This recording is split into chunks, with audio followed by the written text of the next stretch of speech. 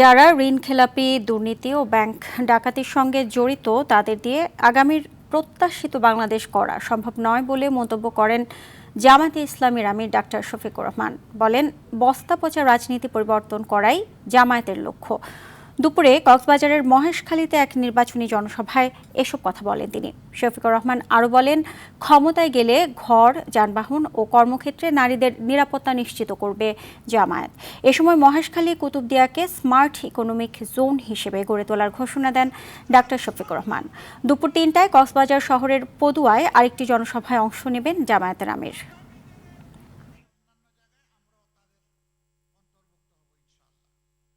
নেতৃত্ব ঠিক তো সব ঠিক, নেতৃত্ব দুর্নীতিবাদ, চাঁদাবাজ, ঋণখেলাপি, ব্যাংক ডাকাত, এই নেতৃত্ব দিয়ে আগামীর বাংলাদেশ হবে না।